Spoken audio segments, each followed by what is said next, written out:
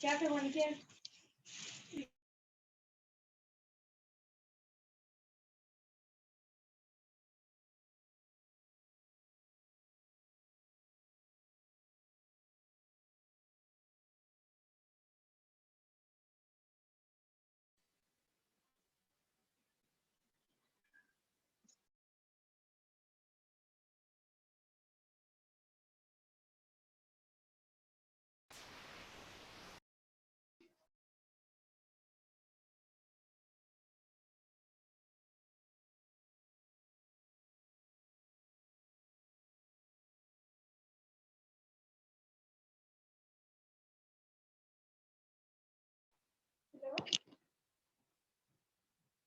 हाँ हाँ मैं पास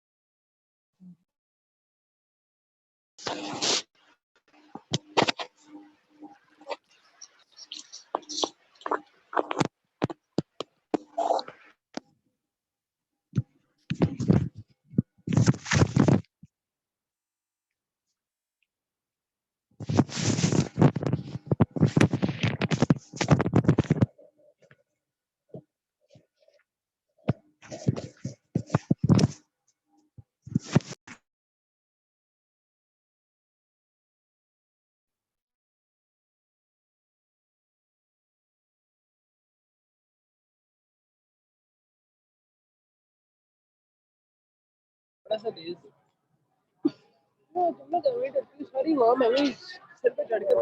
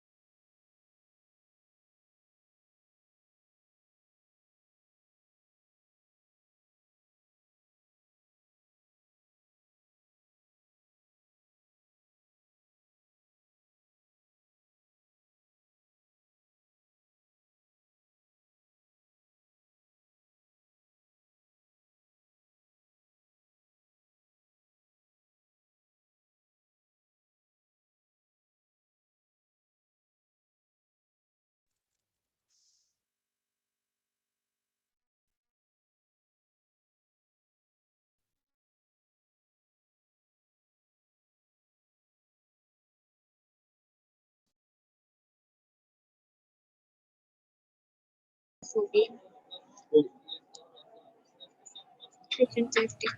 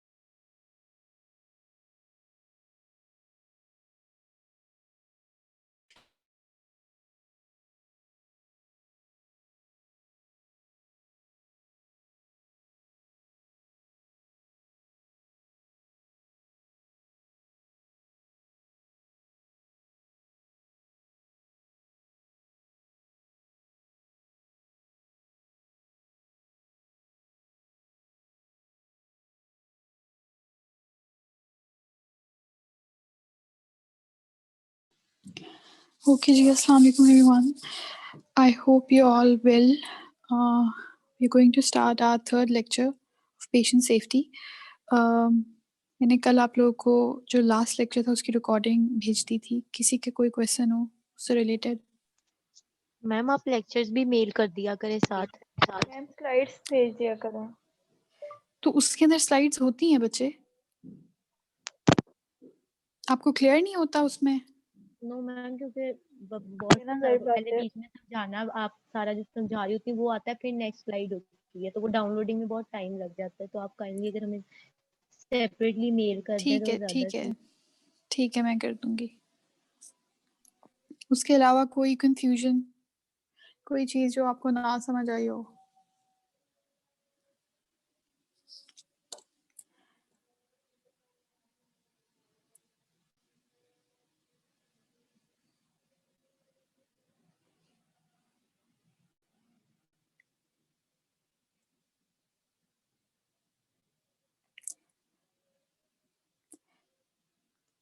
कोई भी कंफ्यूजन नहीं है?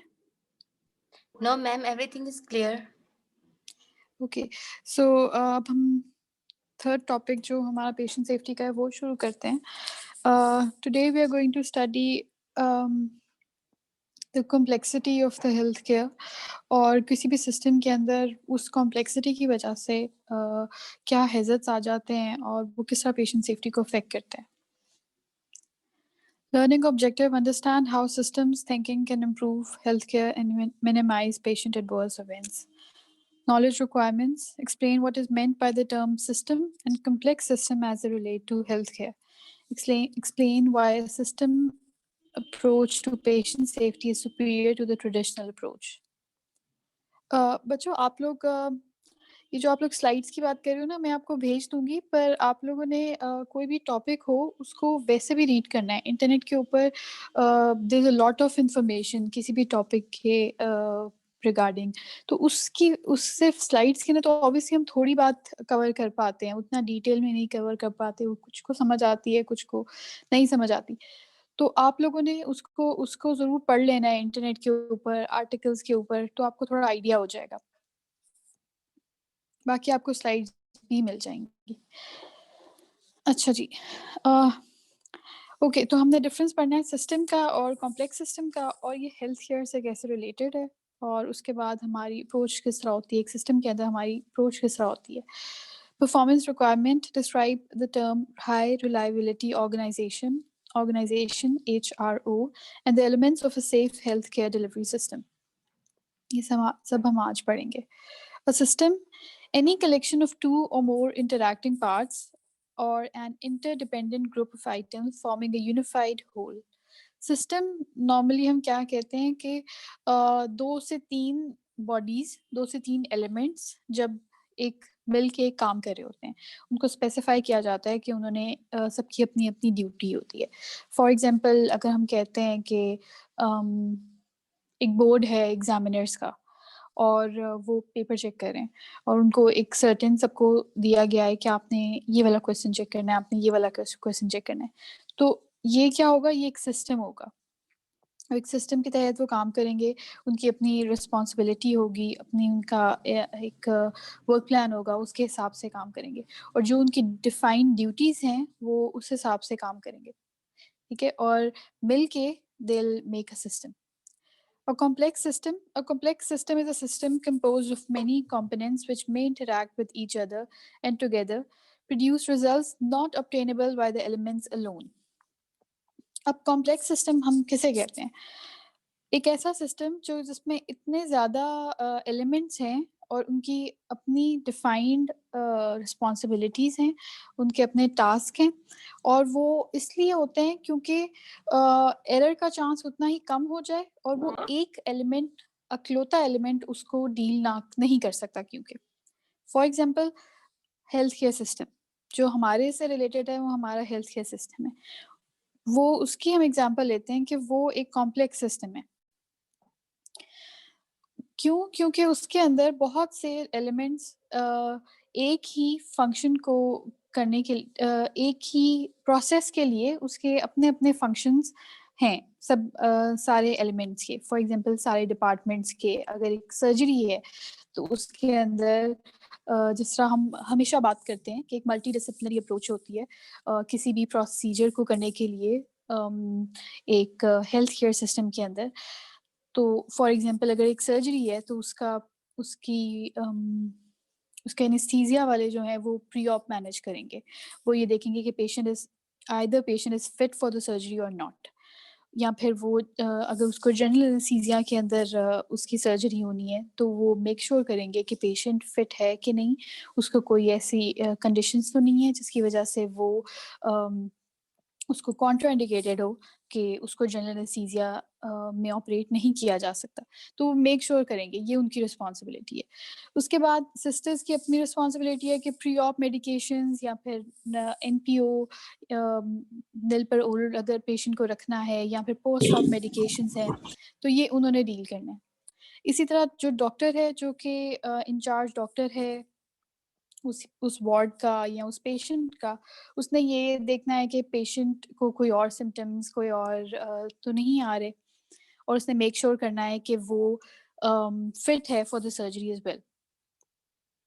और जिस तरह भी उसको कहा जाएगा, फॉर एग्जांपल जिस तरह भी उसको एनेस्थीसिया वाले गाइड करेंगे, वो उस तरह उनके ऊपर एक्ट करेगा और मेक श्योर करेगा कि पेशेंट जो है वो कोई भी ऐसे सिम्टम्स शो नहीं करा जो कि ये शो करें कि उसकी सर्जरी नहीं हो सकती या कॉन्ट्राइंडिकेटेड होगी सर्जरी। इसी तरह अगर हम सर्जरी की बात करते हैं तो सर्जरी प्लान जब की जाती है, देखा जाता है, फॉर एग्जांपल अगर हम देखते हैं in the case of osteoarthritis, हमें पता है कि बहुत ही सीरियस एक्सट्रीम केसेस के अंदर we go for a knee transplant और जो भी जॉइंट होता है उसकी रिप्लेसमेंट होती है। मोस्टली होता है फीमेल्स के अंदर नी जॉइंट्स की रिप्लेसमेंट की सर्जरीज होती हैं। तो उसका प्लान जो है वो क्या होता है, उसके अंदर भी मल्टी डिसिप्लिनरी अप्रोच होती है। उसमें डिफरेंट लेवल्स के ऊपर junior doctors, senior doctors, professors, वो उनकी एक टीम होती है जो कि मिलके डिसाइड करती है। तो all of this makes a complex system.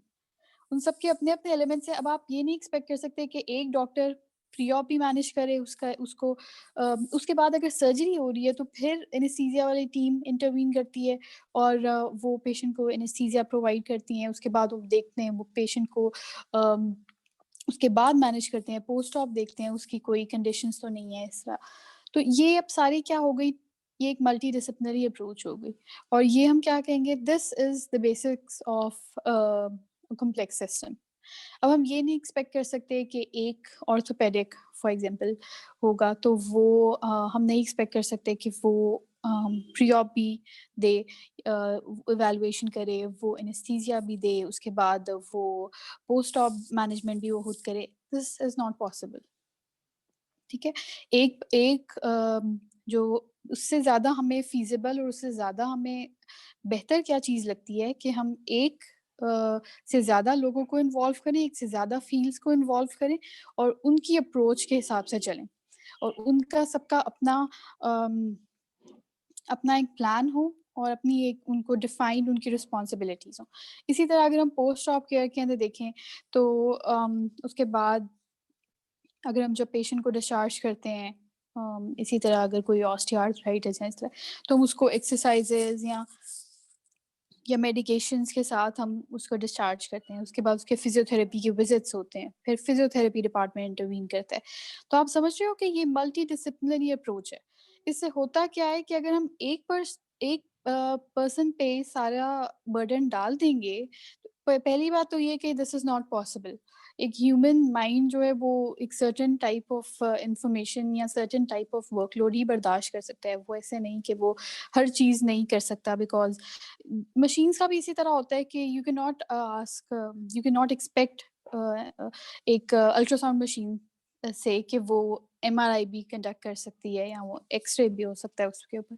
नहीं, ऐसा नहीं पॉसिबल होता। इसी तरह ह्यूमंस का है कि हमारे कॉम्प्लेक्स ये जो हमारा हेल्थ केयर सिस्टम है वो कॉम्प्लेक्स हमने उसकी बेसिक्स इस तरह बनाई है कि हर फील्ड को उनकी स्पेसिफिक उनकी रिस्पॉन्सिबिलिटी देके कि और वो उन्होंने ही उस चीज़ को डील करना है। उसके अंदर दूसरे जो कि एक्सपर्ट्स होंगे दूसरे प्रोफेशन के या दूसरे फील्ड के, वो अपनी राय उस बारे में नहीं दे सकते। ठीक है, अगर प्री ऑप के अंदर फॉर एग्जांपल एनेस्थीसिया वाले हैं, अगर if they think that the patient is not fit for the surgery, तो उसकी सर्जरी नहीं होगी, चाहे लाख दफ़ा ऑर्थोपेडिक करे, नहीं होगी, क्योंकि they know better, they are the experts of their field और उन्होंने ही जज करना है, तो ये उनकी रिस्पॉन्सिबिलिटी है। सर्जरी की बात आती है तो फिर ये ऑर्थोपेडिक की रिस्पॉन्सिबिलिटी है, ये उस सर्जन की रिस्पॉन्सिबिलिटी है। उसके बाद उसकी पोस्ट ऑप केयर जो है या फिजियोथेरेपी के सेशन जो है, तो वो फिजियोथेरेपी की, या एक्सरसाइजेज हैं तो वो फिजियोथेरेपी की रिस्पॉन्सिबिलिटी है, उसके अंदर कोई और इंटरवीन नहीं करेगा। इससे क्या होता है कि चांसेस ऑफ एरर बहुत कम हो जाते हैं। Hierarchy of complex systems. Model of complex system consists of a number of major interacting elements. Majority of systems are developed by an integrated acquisition process. Definition of system level. System के नीचे subsystems, फिर components, फिर subcomponents and then parts. इसी तरह हम एक hospital के अंदर चले जाएं आप, तो आप देखेंगे कि एक हॉस्पिटल है, उसके अंदर फिर मेडिसिन डिपार्टमेंट है, फिर मेडिसिन डिपार्टमेंट के अंदर और उसकी सब टाइप्स हैं, गैस्ट्रोएंट्रोलॉजी डिपार्टमेंट है, रूमेटोलॉजी डिपार्टमेंट है, डर्मेटोलॉजी डिपार्टमेंट है, ये सारे उसके आगे से कंपोनेंट्स आते जाएंगे। फिर उससे आगे वो स्पेसिफाई होता जाएगा, वार्ड्स के अंदर हम डिफाइन कर देते होते हैं, सीरियस पेशेंट्स हैं, स्टेबल पेशेंट्स हैं, उसके हिसाब से कर देते हैं। तो इस तरह हम जब डिवाइड करते हैं एक सिस्टम को, तो वो ईजियर हो जाता है मैनेज करना। System serves as parts of more complex aggregates or super systems and perform a significant useful service with only the aid of human operators and standard infrastructure, highways, fueling stations, communication lines. Subsystem perform a closely related subset of the overall system functions, and component refer to a range of mostly lower level, middle of the system level, and parts perform in combination with other parts. ये वही बताया हुआ है कि हर level के ऊपर किस तरह से मैनेजमेंट की जाती है। अब ये आप लोग देख लें, ये पिछली दफ़ा यही पिक्चर थी जो हमने डिस्कस भी की थी कि हेल्थ केयर जो बहुत कॉम्प्लेक्स सिस्टम है। अब ये एक सर्जरी कंडक्ट हो रही है, तो उसके अंदर कितने ज़्यादा लोगों का इनपुट है और कितने डिफरेंट तरह के लोगों का, डिफरेंट फील्ड्स का की इनपुट है और कितने डिफरेंट फील्ड्स इंटरवीन करते हैं, तो फिर एक ऐसा प्रोसीजर हो पाता है जिसके अंदर एरर बहुत कम होता है। Complexity, increased chance of something going wrong. Obviously जितनी कोई चीज़ कॉम्प्लेक्स होती जाएगी, अब हमें पता है कि हेल्थ केयर बहुत कॉम्प्लेक्स है, तो उसका हमने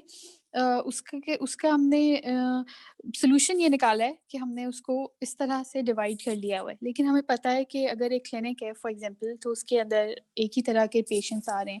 अगर एक आई क्लिनिक है या फॉर एग्जांपल एक फिजियोथेरेपी का क्लिनिक है, तो उसके अंदर कभी भी कोई आई का पेशेंट नहीं आएगा आई की कंप्लेंट्स के साथ, तो चीज़ें ईजियर होती जाएंगी। लेकिन एक हेल्थ केयर के अंदर हर तरह का पेशेंट आएगा, और इवन एक पेशेंट के ऊपर भी कोई उसको कोई फॉर एग्जांपल उसको विजुअल एक्विटी का इशू चल रहा है, साथ उसको कोई जॉइंट पेन्स का भी इशू चल रहा है, तो ये भी हो सकता है कि एक ही पेशेंट के अंदर उसको मल्टीपल उसके पास सिम्टम्स आ रहे हों। Person approach: see an error as a product of carelessness, remedial measures directed primarily at the error maker, naming, blaming, shaming, and retraining. अब होता क्या है, नॉर्मली जब अगर हम एरर की बात करें, ये सिस्टम के अंदर जब एरर आता है और अगर पर्सन के लेवल के ऊपर आए, तो मोस्टली केयरलेसनेस की वजह से ही होता है। उसके अंदर फिर ऑब्वियसली वो उसका ब्लेम जो आता है वो पेशेंट वो उस पर्सन के ऊपर आता है और उसकी केयरलेसनेस पे ही आता है।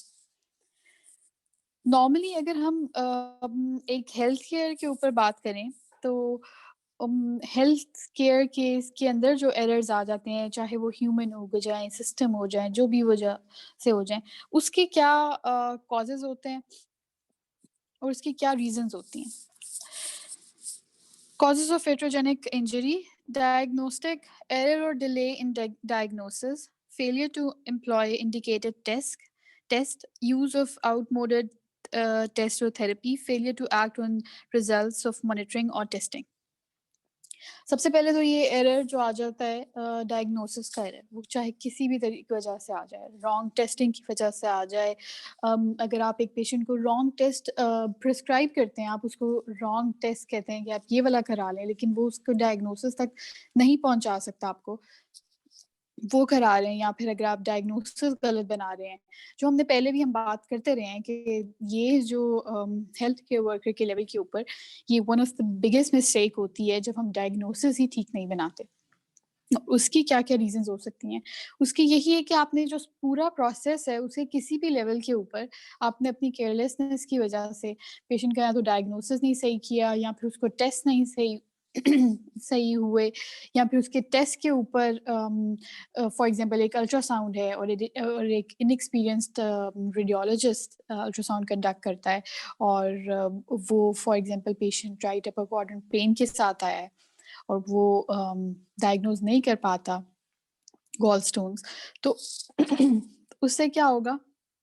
ऑब्वियसली उससे एक रॉन्ग डायग्नोसिस बनेगा, उससे अल्ट्रासाउंड के अंदर जब कोई कुछ आएगा ही नहीं, तो ना ही जो जीपी या जो भी रिस्पॉन्सिबल डॉक्टर होगा ना वो डायग्नोज कर पाएगा। तो इससे क्या होगा? ऑब्वियसली एरर का चांस उतना ही ज़्यादा होगा। उसके बाद आ जाता है treatment: error in the performance of an operation, procedure, test, error in administering treatment, error in the dose और method of using a drug, avoidable delay in treatment or in responding to an abnormal test, inappropriate care. अब अगर आपने एक patient को treat कर लिया है, उसके बाद आप उसको अगर आपने उसको डायग्नोज कर लिया है पेशेंट को कि उसको फॉर एग्जांपल उसको रूमेटॉइड आर्थराइटिस है, ठीक है, लेकिन आप उसको मेडिकेशन सही नहीं देते, आप उसको मेडिकेशन सही प्रिस्क्राइब नहीं करते, तो ऑब्वियसली उसकी कंडीशन वर्स होगी। उसके बाद अगर आप उसको रॉन्ग मेडिकेशंस करते हो, या फिर अगर आप उसके जो टेस्ट हैं उसके अंदर वो अगर सही तरीके से परफॉर्म ना किए जाएं, उसके बाद अगर आप उसकी मेडिकेशंस के अंदर जो डोज है वो हमें पता है कि एक थ्रेशोल्ड होता है और एक थेरेपेटिक लेवल होता है जिसके ऊपर एक मेडिसिन या एक ड्रग जो है वो फंक्शन करता है, वो वर्क करता है। तो अगर आपको वो चीज़ नहीं पता, अपनी केयरलेसनेस की वजह से उसको रिक्वायर्ड डोज जो उसको रिक्वायर्ड है वो नहीं प्रोवाइड करते या वो नहीं प्रिस्क्राइब करते, तो ऑब्वियसली ये पेशेंट को ही हार्म करेगा। और उसके बाद इनअप्रोप्रिएट केयर: अगर आपने कोई भी जिस तरह हमने बात की है कि उसकी नी रिप्लेसमेंट सर्जरी हुई है, तो आप पेशेंट को ही गाइड नहीं करते कि उसकी केयर किस तरह की जाए, या फिर पेशेंट के पार्ट के ऊपर या उसकी फैमिली के पार्ट के ऊपर केयर ना की जाए, तो वो कंडीशन सही होने की बजाय ख़राब हो सकती है। Preventive failure to provide prophylactic treatment, inadequate monitoring or follow-up of treatment, others failure of communication, equipment failure, other system failure. Preventive अब क्या होता है? कुछ ऐसी डिजीजेस होती हैं जिनको जिनकी प्रिवेंशन जो है वो ज़्यादा इम्पोर्टेंट होती है rather than treatment. For example अगर हम एग्जांपल लें टीबी की या फिर HIV की, तो इन सब की प्रिवेंशन बहुत ज़्यादा इम्पोर्टेंट है. और अगर प्रिवेंशन नहीं होगी तो ऑब्वियसली फिर उसके बाद उस स्पेसिफिक डिजीज से निकलना बहुत ज़्यादा मुश्किल हो जाता है. तो प्रोफाइलेक्सिस हम क्या करते हैं कि हम मेडिकेशन फॉर एग्जांपल अगर एक मेंबर है फैमिली मेंबर और वो डायग्नोज हुआ है टीबी के साथ, तो हमारी रिस्पॉन्सिबिलिटी है कि हम बाकी पूरी फैमिली को की टेस्टिंग करें, उसके बाद उनको प्रोफाइलेक्सिस के तौर पे उनको मेडिकेशन शुरू करा दें, उनको ट्रीटमेंट शुरू करा दें. तो ये हमारे पार्ट के ऊपर रिस्पॉन्सिबिलिटी आ जाती होती है. अगर ये नहीं प्रोवाइड किया जा सकता तो obviously they will catch the disease.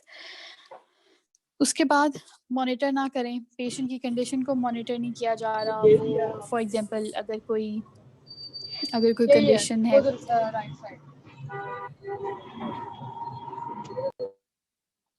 अगर कोई पेशेंट है डायबिटिक कीटोएसिडोसिस का और उसने एक अटैक देखा है और उसके बाद क्योंकि उसके शुगर लेवल्स जो थे वो 400-500 तक गए हुए थे जब वो इमरजेंसी में आया था, आपने उसको डिस्चार्ज कर दिया, he is okay, he is fine, लेकिन फिर आपने उसको फॉलो अप के ऊपर नहीं रखा, पेशेंट कंप्लाइंट नहीं रहा अपनी मेडिकेशन के साथ, तो क्या होगा कि he will suffer another attack.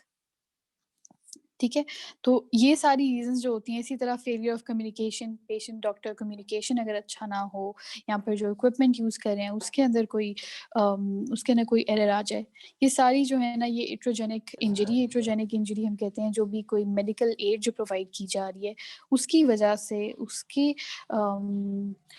उसके दौरान उसको जो मेडिकल केयर प्रोवाइड की जा रही है उसके दौरान जो इंजरी आने के चांसेस हैं. Why investigate? The more we understand how and why these things occurred, the more we can put check in place to reduce reoccurrence. अब इनको कोई एरर हो जाता है उसको चेक करना क्यों ज़रूरी है? ताकि हमें पता चले कि हम फॉल्ट कहाँ पे है. फॉल्ट इक्विपमेंट के लेवल के ऊपर है, फॉल्ट उस अल्ट्रासाउंड मशीन के लेवल के ऊपर है, या रेडियोलॉजिस्ट की लर्निंग के ऊपर है, या वो उसकी एक्सपीरियंस के ऊपर है. तो हमें पता होना चाहिए. Strategies might include education, new protocols and new systems. Obviously अगर हम एजुकेट करें उनको और न्यू स्ट्रैटेजीज लेके आएँ, डायग्नोज करें कि कहाँ पे एरर आ रहा है, कहाँ पे ये चीज़ें जो हैं वो अकर कर रही हैं, तो ऑब्वियसली एरर का चांस आहिस्ता विद टाइम कम होता जाएगा. क्योंकि दिस इज़ हाउ एक कॉम्प्लेक्स सिस्टम को डील किया जा सकता है, वरना वो बहुत जल्दी कोलैप्स कर जाए. आप लोग देखते हैं कि काफ़ी ऐसे जगहों के ऊपर अनफॉर्चुनेटली हम अपने हेल्थ केयर सिस्टम की एग्जांपल्स नहीं दे सकते, क्योंकि हमारा Pakistan as third world country हमारा अपना ही सिस्टम बहुत ख़राब है.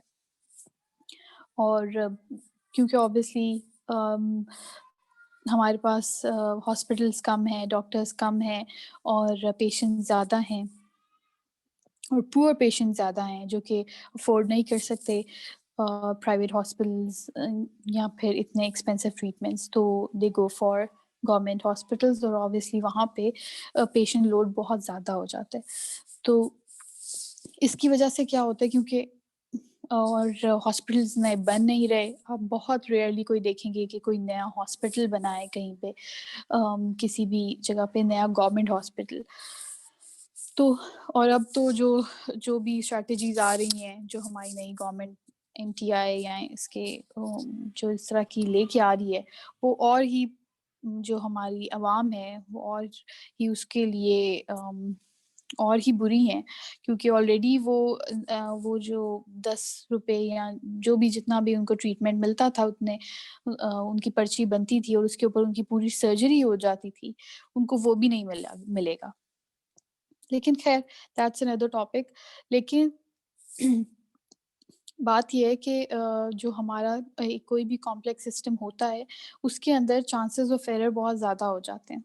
अगर हम एक प्रोटोकॉल के हिसाब से चलें और तो वो ऑब्वियसली वो एरर का चांस उतना ही कम होता है।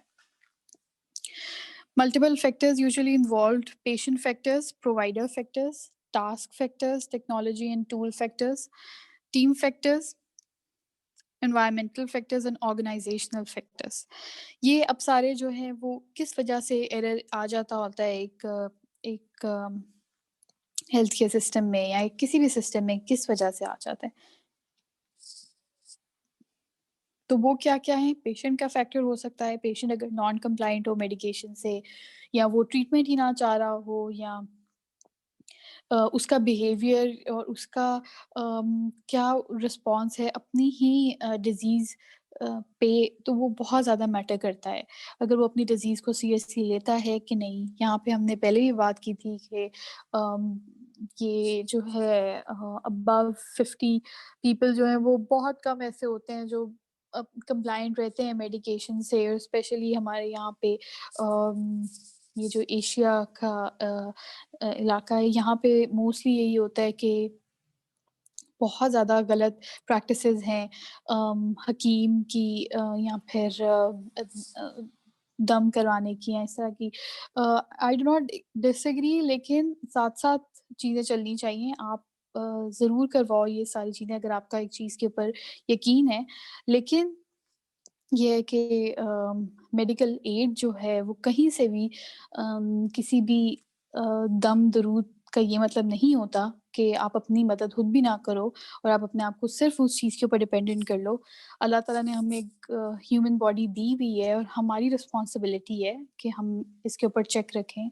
और अगर कोई ऐसी चीज़ हो जाती है तो जिस तरह नॉर्मली एक मशीन है, उसी तरह हमारी ह्यूमन बॉडी वर्क करती है कि हमें भी जब कोई भी फंक्शनिंग में मसला आता है तो वी नीड ट्रीटमेंट। और जिस तरह किसी भी मशीन को चाहिए होता है।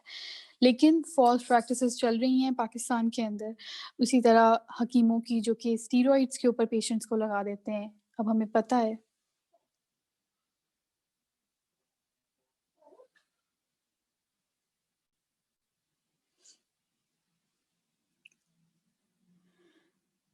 एक सेकंड बस।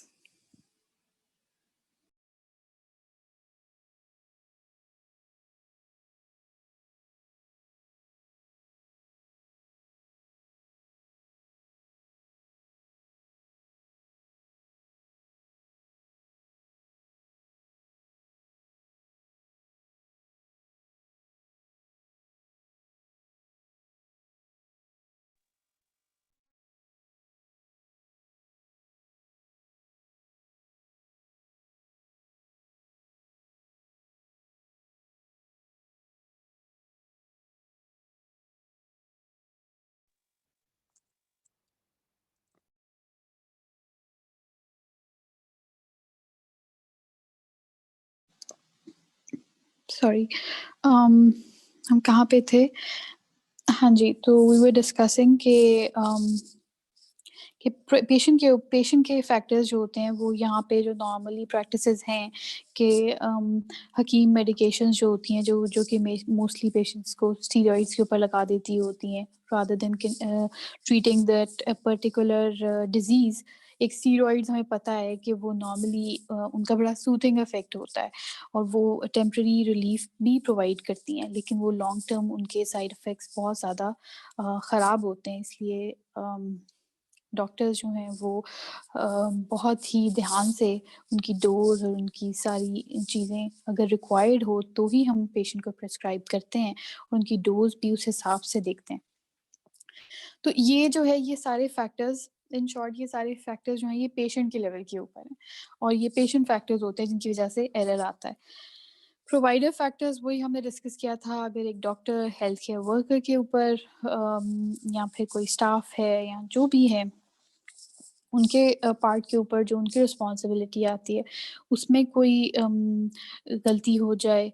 टास्क फैक्टर्स जो भी कोई प्रोसीजर है उसके अंदर टेक्नोलॉजी एंड टूल फैक्टर्स, कोई मशीन कोई जो भी इक्विपमेंट है उसके अंदर कोई एरर आ जाए, टीम फैक्टर्स, जो भी एक टीम है उसके एनवायरमेंटल फैक्टर्स, ऑर्गेनाइजेशनल फैक्टर्स, कि वो पूरी ऑर्गेनाइजेशन के अंदर ही एरर आ जाए। ये डिफेंसेस कुछ बताए हुए हैं कि जो हमने उस दिन पहले लेक्चर के अंदर डिस्कस किया था, एक स्विस चीज मॉडल, उसके अंदर भी मैंने आपको बताया था कि हम हेल्थ केयर सिस्टम में एरर्स के चांसेस इस तरह कम करते हैं कि वी मेक डिफरेंट लेयर्स और डिफरेंट लेयर्स ऑफ डिफेंसेस, और उनके लेवल के ऊपर फिर हम जो है वो मेक श्योर करते हैं कि वहाँ पे चेकिंग की जाए ताकि उस किसी भी एरर का हार्म जो है वो पेशेंट तक ना पहुंचे। और वो हम किस तरह करते हैं, ये इस तरह उन्होंने बताया हुआ है कि अगर हम डिफरेंट जो लेयर्स बना रहे हैं डिफेंसेस की, किस तरह बनाएं, इम्प्रूवमेंट टू डिवाइसेस आर्किटेक्चर, फिर ऑटोमेशन, फिर standardising and simplifying and policy writing and training, कि अगर हम एक ही सिस्टम है उसको ईजियर करते जाएं, उसको डिवाइड करते जाएं, उसकी जो वर्किंग है उसकी बेहतर करते जाएं, तो वो ऑब्वियसली एरर का चांस उतना ही कम होता जाएगा। Next is HRO. HRO is high reliability organization. It is defined as a science of achieving efficient error-free operation. High reliability organization, an organization with predictable and repeatable system in place that allow for the consistent execution of operations while catching and correcting potentially catastrophic errors. क्या हमारा यहाँ point है कि एक ऐसी organisation जो कि highly reliable हो। आपको इसके उससे ही पता चल जाएगा, नाम से ही पता चल जाएगा कि इट इज़ वेरी रिलायबल। क्यों? क्योंकि ये कॉम्प्लेक्स सिस्टम के अंदर इस तरह प्रोसीजर्स को एग्जीक्यूट करती है कि उनके अंदर चांसेस सक्सेस रेट सबसे ज़्यादा और चांसेस ऑफ एरर सबसे ज़्यादा कम हो जाए, ताकि हार्म जो है वो पेशेंट पे सब कम से कम हो। Key principles from HRO theory: maintain a powerful and uniform culture of safety, use optimal structures and procedures, provide intensive and continuing training of individuals and team, conduct through organizational learning and safety management. अब इसकी एक theory के अंदर किस तरह manage किया जाए, आप लोग खुद सोचें कि किस तरह हम इसको मैनेज करें कि इतने लेवल्स के ऊपर एरर के चांसेस हैं, पेशेंट के लेवल के ऊपर, प्रोवाइडर के लेवल के ऊपर, टास्क के लेवल के ऊपर, या फिर जो इक्विपमेंट यूज हो रही है उसके लेवल के ऊपर, तो किस तरह से एरर का चांस कम किया जाए। तो वो हम किस तरह करते हैं कि अगर हम जो प्रोवाइडर है जिसने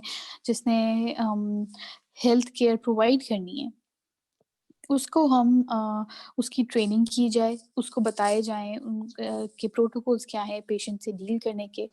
इसीलिए दिस इज़ द बेसिक्स के इसलिए आपको भी ये पढ़ाया जा रहा है क्योंकि ऑब्वियसली आप लोगों ने भी पेशेंट डील करना है आगे। आप लोगों को रियलाइज़ होगा वहाँ जब आप ट्रेनिंग शुरू करोगे कि इतने ऐसे ओकेजन्स आते हैं जब पेशेंट टोटली आप पे डिपेंड कर रहा होता है और वो लेम होता है, और वो जब आपके पास आता है तो ट्रस्ट मी वो उस उम्मीद से आता है कि ये डॉक्टर मेरी हर मुश्किल जो है वो ठीक कर देगा।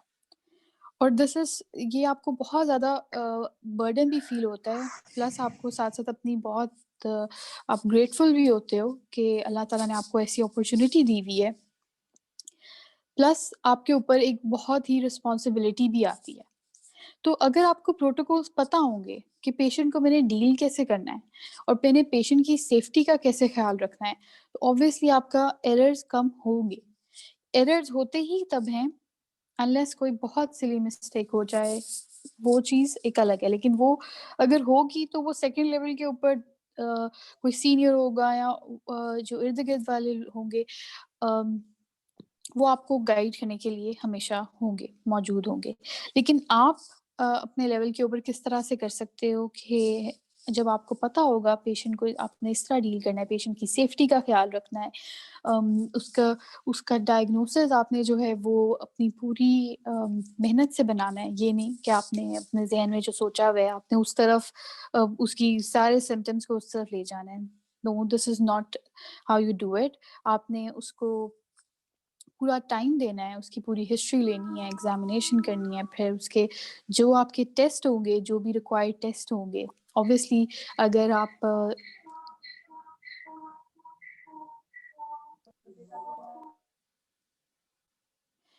अगर रूमेटाइड का पेशेंट है तो आप उसको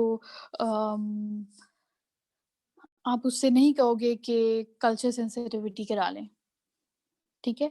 तो इस तरह की चीजें कि आपको पता होना चाहिए कि व्हाट इज द ट्रीटमेंट और क्या डायग्नोसिस मेरा किस तरह बनना है, कौन सा टेस्ट जो है इस वक्त रिक्वायर्ड है। और ये चीज़ आप अगर आप अटेंटिवली पेशेंट को देखोगे और आप अपनी पूरी एफर्ट डालोगे तो ऑब्वियसली एरर का चांस उतना ही कम हो जाएगा। तो एचआर थ्योरी जो है, एचआरओ थ्योरी जो है वो उसी के ऊपर बेस करती है कि जब हम अपने हेल्थ केयर प्रोवाइडर्स को गाइडेंस दें, उनको बताएं कि व्हाट आर द प्रोटोकॉल्स कि किस तरह अपने पेशेंट को डील करना है, और ताकि उतना ही चांस कम हो जाए। और इसी तरह हम उनको ट्रेनिंग प्रोवाइड करते रहें, क्योंकि ऑब्वियसली ये एक हेल्थ केयर है। ये आप ऐसा नहीं है कि एक मशीन नहीं है जिसको आपने देख लिया तो बस ठीक है, उसकी ट्रेनिंग ले ली और आपको आ गया। हर पार्ट के ऊपर एक डॉक्टर जो होता है वो लर्न कर रहा होता है, क्योंकि अल्लाह ताला ने हमारी ह्यूमन बॉडी इतनी कॉम्प्लेक्स बनाई हुई है कि इतने सिस्टम्स, इतनी डिजीजेस ऐसी हैं कि वो अभी पता चल रही हैं। One of the major example is corona virus. आप लोगों को पता है कि डॉक्टर साथ साथ लर्न कर रहे हैं कि इसकी ये इसके सिम्टम्स हैं, ये इसकी जो है वो आगे डिफरेंट डिफरेंट पेशेंट्स के अंदर हर हर तरह के सिम्टम्स आ जाते हैं, इसकी ये इसकी कॉम्प्लिकेशंस हैं। हर पेशेंट के अंदर डिफरेंट तरह की कॉम्प्लिकेशंस आ रही हैं। तो तो कंटिन्यूइंग ट्रेनिंग जो है ना वो उसका उस वो जो है उससे क्या होता है कि डॉक्टर्स जो हैं वो लर्न करते रहते हैं, ठीक है। और conduct through organizational learning and safety management, ठीक है। और जो भी प्रोसीजर्स हैं, जो भी टेस्ट हैं जो रिक्वायर्ड हों वही कैरी किए जाएं, उतना ही चांसेस, ये सारे अगर आप करें, स्टेप्स करें तो ऑब्वियसली उतना ही चांस कम होता है। The aircraft carrier, the prototypical HRO carriers achieve nearly failure-free record despite multiple hazards. Aircraft carriers जो होते हैं इनका इन्होंने एग्जांपल दी हुई है कि वो उधर जो है उनमें एरर के चांस बहुत ज़्यादा कम होते हैं। तो that is also an example of an HRO. Healthcare can learn many lessons from HROs, although healthcare is different from other industries. Example, people are not aeroplanes. We can learn from their successes, what factors make them work so well. From their failures, how do disasters occur even in typically high reliability settings. Obviously, हमें पता है कि error का chance still हर दफ़ा exist तो करता ही है, लेकिन हमें पता होना चाहिए कि कॉम्प्लेक्स सिस्टम किस तरह वर्क करता है और क्या-क्या चीज़ें होती हैं जो उनका सक्सेस रेट और उनका जो एरर का चांस है वो उतना ही कम कर देती हैं। Aircraft carriers one of the example है। और हम कोशिश हमारी यही होती है कि हम हेल्थ केयर जो हमारा सिस्टम है उसको भी हम उसी तरह एररलेस बना सकें जितना हमसे हो सके। तो हर पार्ट के ऊपर अगर हम अपनी रिस्पॉन्सिबिलिटी उसी तरह देखें, अगर हम एज अ पेशेंट अगर हम हों तो हम कंप्लाइंट हों, अगर हम as a health care worker हों तो फिर हम अपनी रिस्पॉन्सिबिलिटी जो यहाँ अपना ड्यू टाइम, अपनी ड्यू अटेंशन जो है वो दें। अगर फॉर एग्जांपल कोई इक्विपमेंट है जो कि नहीं सही नहीं है सही, या फिर कोई मशीन है जो सही वर्क नहीं कर रही, तो उसको फ़ौरन उसको रिपोर्ट किया जाए, बजाय इसके कि उसको उसको यूज़ किया जाए और फ़ॉल्स रिज़ल्ट्स मिले हमें। तो ये सारे स्टेप्स क्या हैं? इन सारे स्टेप्स अगर हम करें तो एरर का चांस उसमें कम होगा हेल्थ केयर में। और ऑब्वियसली हम जो पेशेंट को केयर प्रोवाइड कर रहे हैं उसके अंदर भी एरर का चांस कम होगा।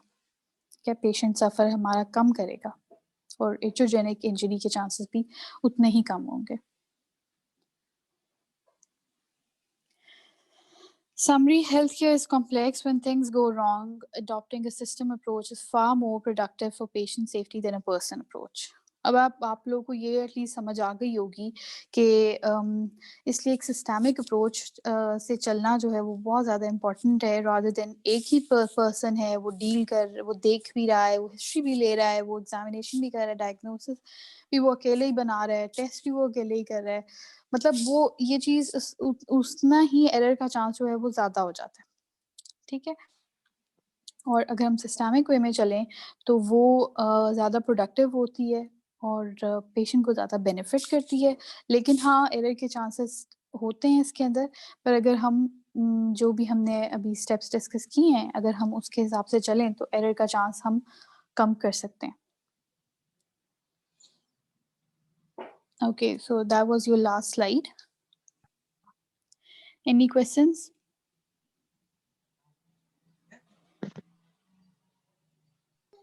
No ma'am.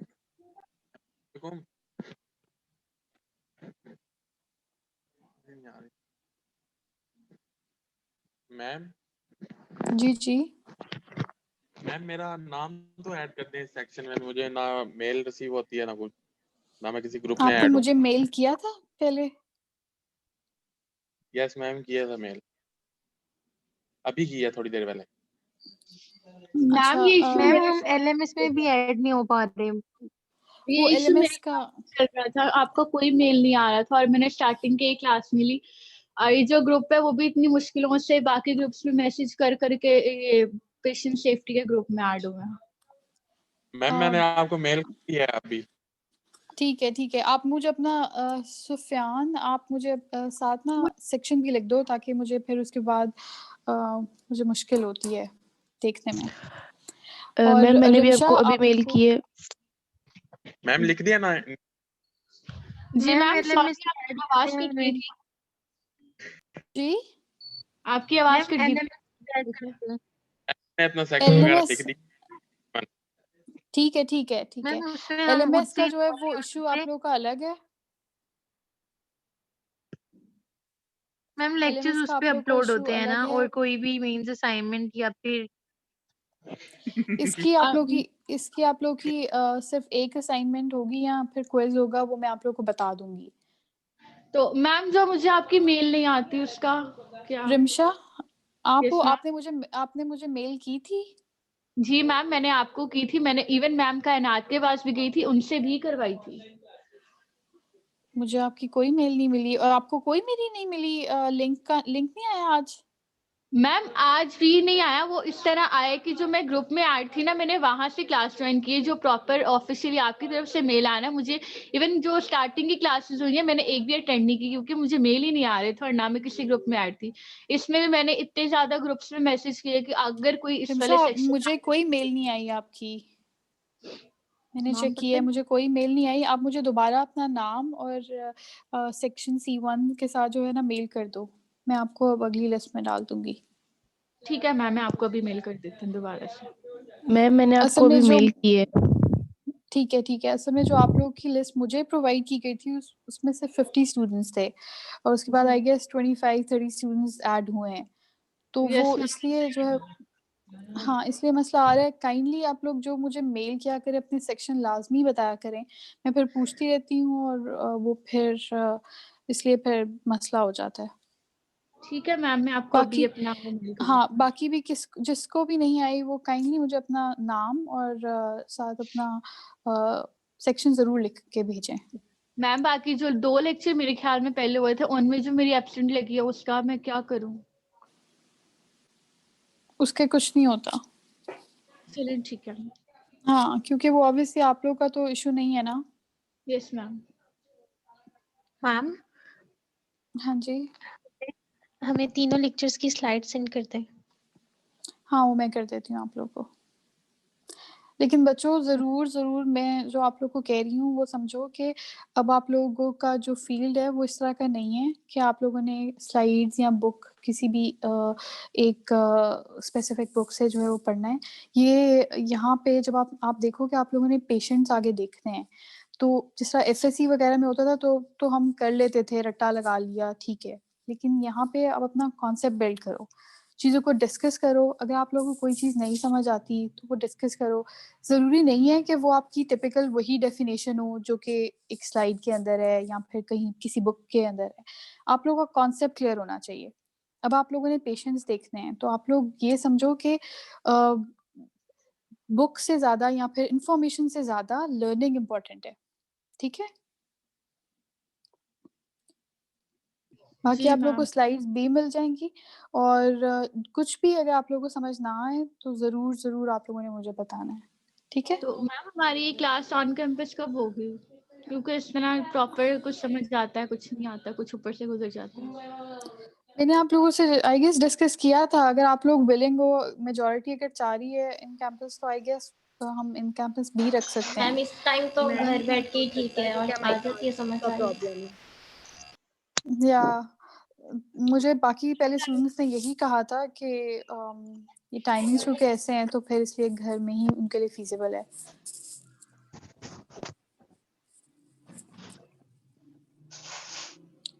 और कोई सवाल? No ma'am. चलो, मैम आप अटेंडेंस हो गई है? दोबारा जी से जी बताएं। मैम जी आपने जी अटेंडेंस ले ली है? स्क्रीनशॉट्स ले लिए आपने? स्क्रीनशॉट्स मैं ले रही हूँ। Okay ma'am. मैम मेरा ना नेट बार बार डिस्कनेक्ट हो रहा है, तो काइंडली देख लीजिएगा मेरी अटेंडेंस हुई है कि नहीं। क्या नाम है आपका? आरफा मैम मुस्तफा। ठीक है, थैंक यू मैम। मैम मेरी भी प्लीज देखिएगा, शुमाइला कपूर। आप लोग की आ जाती होती है, मुझे जूम के ऊपर मिल जाती है। मुझे वैसे स्क्रीनशॉट की भी ज़रूरत नहीं पड़ती, तो वो तो मैं वैसे काउंटर चेक करने के लिए कर लेती हूँ, लेकिन वैसे ये सारा डाटा अवेलेबल होता है जूम पे। ठीक है, ma'am can we leave? Yes ma'am. हाँ जी, ओके जी, अल्लाह हाफिज़।